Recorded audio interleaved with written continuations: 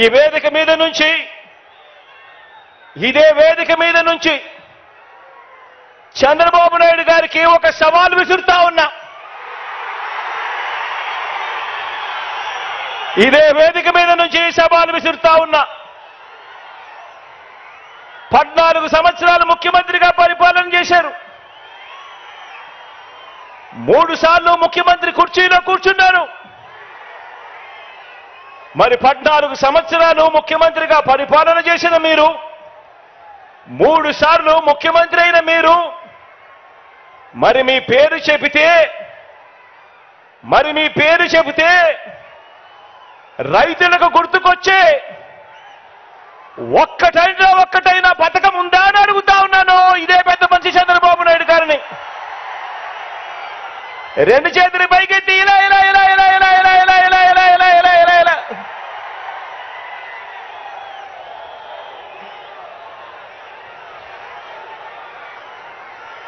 అయ్యా చంద్రబాబు,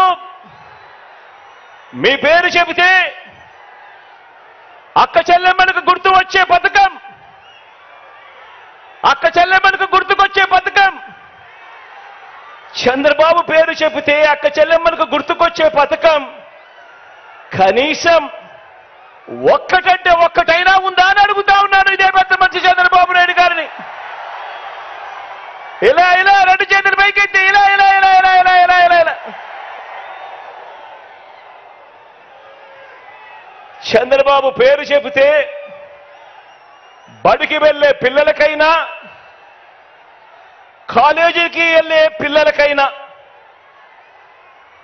కనీసం వారికైనా గుర్తుకొచ్చే పథకం కనీసం ఒక్కటైనా ఉందా అని అడుగుతా ఉన్నాను. 2 చేతులు పైకెత్తి ఇలా ఇలా ఇలా ఇలా ఇలా ఇలా ఇలా ఇలా ఇలా.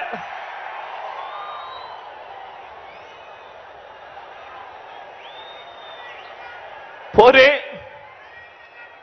రైతన్నలకు గుర్తు లేదు, చంద్రబాబు పేరు చెబితే ఒక పథకం. అక్క చెల్లెమ్మలకు గుర్తు రాదు, చంద్రబాబు పేరు చెబితే ఒక పథకం. చదువుకుంటున్న పిల్లలకు గుర్తుకు రాదు, చంద్రబాబు పేరు చెబితే కనీసం ఒక్క పథకం. పోనీ చంద్రబాబు పేరు చెబితే కనీసం అవ్వా తాతలకైనా కూడా మమ్మల్ని బాగా చూసుకున్నాడు, మా పెన్షన్ మా ఇంటికే పంపాడని చెప్పుకునే పరిస్థితి అయినా కూడా కనీసం ఉందా అని అడుగుతా ఉన్నాను. ఇలా 2 చేతులు పైకెత్తి ఇలా ఇలా ఇలా ఇలా ఇలా ఇలా ఇలా ఇలా ఇలా ఇలా.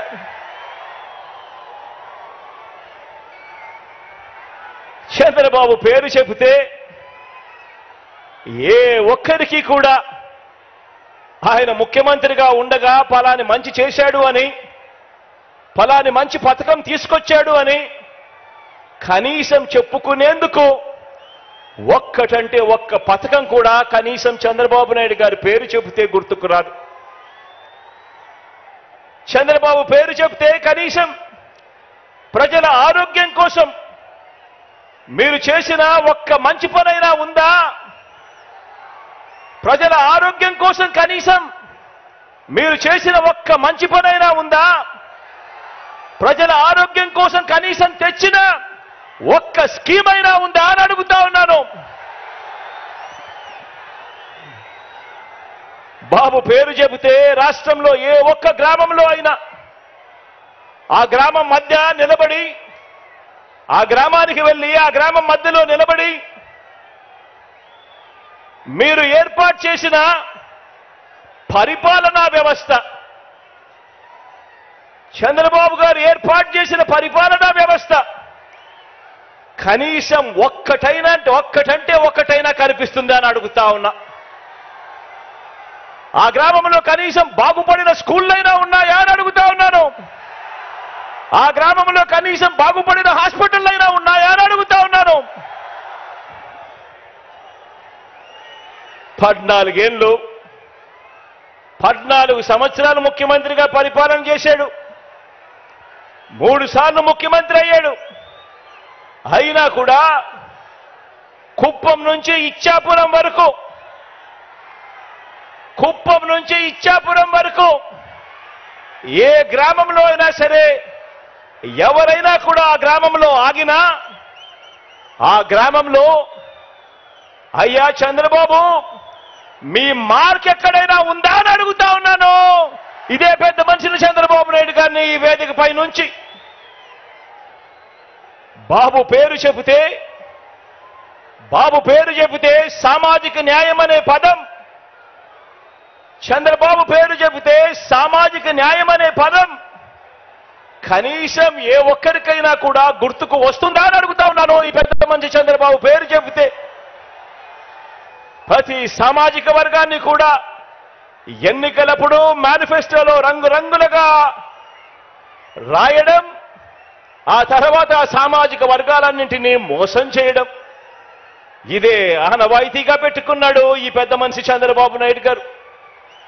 1995 అప్పుడు చూసినా, 1999 పోనీ అప్పుడు చూసినా, లేక 2014 పోనీ అప్పుడు చూసినా కూడా సీఎం అయిన ఇదే పెద్ద మనిషి చంద్రబాబు గారు ఈ 3 సందర్భాలలో కూడా తెలుగుదేశం పార్టీ తరఫున తెలుగుదేశం మేనిఫెస్టో అంటూ ఇచ్చి, మీరిచ్చిన మేనిఫెస్టోలో ఏనాడైనా కూడా కనీసం 10% అమలు చేశారా అని అడుగుతా ఉన్నాను ఇదే వేదికపై నుంచి ఇదే పెద్ద మనిషి చంద్రబాబు నాయుడు గారిని. గతం ప్రజలకు గుర్తుండదు అన్న నమ్మకంతో ఇప్పుడు మరోసారి అలాంటి అబద్ధాలు, అలాంటి మోసాలు, మరో మేనిఫెస్టో పట్టుకొని బంగారు కడియం ఇస్తానని ఊబులోకి దింపి మనుషులను తినేసే కథ ఆ పులి మాదిరిగా ఈరోజు ఎర చూపిస్తా ఉన్నాడు ఈ పెద్ద మనిషి చంద్రబాబు నాయుడు గారు. రంగురంగుల మేనిఫెస్టో అంటున్నాడు, 6 స్కీములు అంటాడు, ఇంకా 6 రావాల్సినవి ఉన్నాయి అని అంటాడు.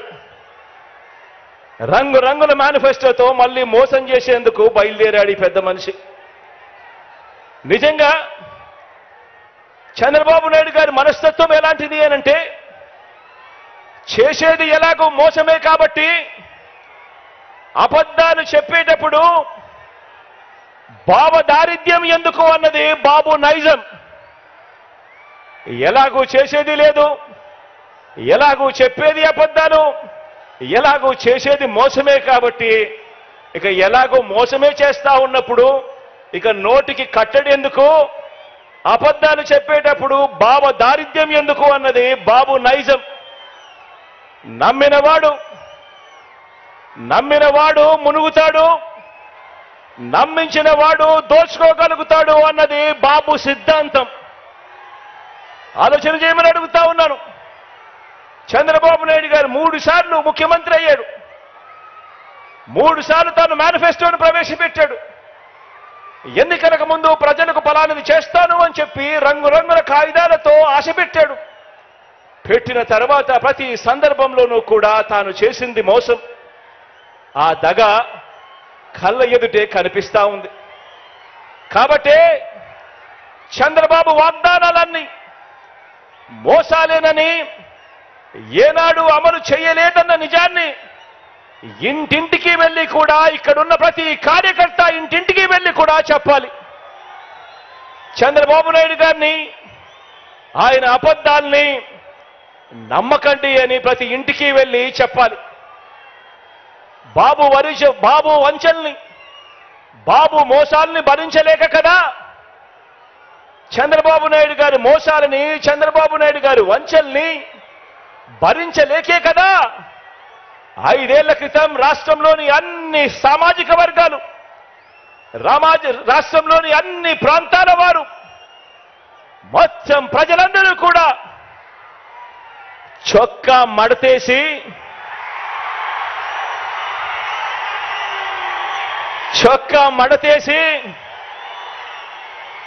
బాబుకున్న కుర్చీలను కూడా మడిచి చీపుళ్లతో ఊడ్చి వారి పార్టీని శాసనసభలో 102 నుంచి 23కు తగ్గించారు కదా అని అడుగుతా ఉన్నాను. అదే పని మరోసారి చేయడానికి అదే పని మరోసారి చేయడానికి, చొక్కాలు మడత వేయడానికి సిద్ధంగా ఉన్నారా?